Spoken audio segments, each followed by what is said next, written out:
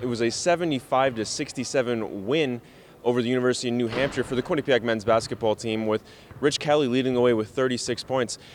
Welcome into the Rebound. My name's Dacey alongside Bryan Schwartz. Bryan, let's start with Rich Kelly. He had a team high and a scorer's high 36 points in this game. Here's what he had to say after the game. Continuing to build chemistry with my teammates every day in practice, and that manifesting on the court, and them finding me in the right spots and putting me in great positions to succeed. So, Bryan, we heard from Rich Kelly and what he said, what went well today. So what did you see from Rich Kelly? Well, Chris, he was able to do everything well. He was hitting the three ball well. I mean, I think he hit three in a row at one point early in the second half. And then he was driving the ball well. When they expected him to take the three, he did a really good job at getting inside, getting layups, and he was pretty open on a lot of the layups. He does a good job maneuvering in there, and he really was making almost everything. Now on to another part of the game that Baker Dunleavy has said his team has struggled with, which is rebounding. And another tough night. They were out-rebounded, and University of New Hampshire was able to get 14 offensive boards. And a big part of this rebounding for Quinnipiac is Kevin Marfo, and here's what he had to say on the rebounding after the game as well. This was the first time playing-wise where I was kind of like face guarded a little bit. So like they had a guy on me every play.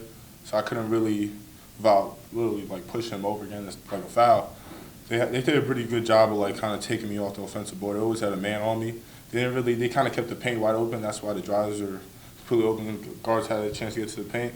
But it's tough to rebound when you got two or three guys kind of holding you down. So that's what Kevin Marfo had to say. Now, Bryan, what does this team have to do better on the rebound, on the boards? Does it have to be one other person to step up, or does it have to be a committee of people to help out Kevin Marfo down low? I don't think it's one person. I don't really think it's a committee. I think that they just faced a really good rebounding team.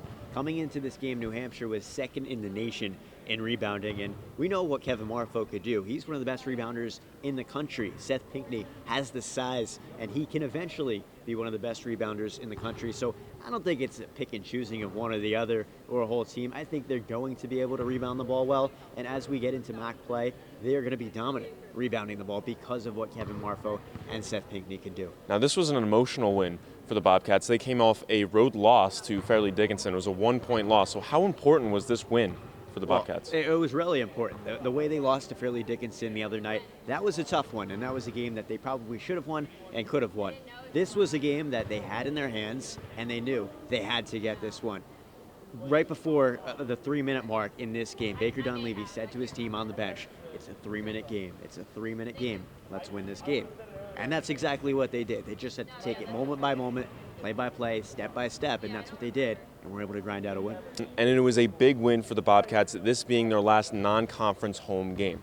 That is all we have on this edition for The Rebound. I've been Dacey alongside beat reporter Bryan Schwartz. Make sure you check out all our content on Twitter at Q30Sports and check out our website at Q30TV.com.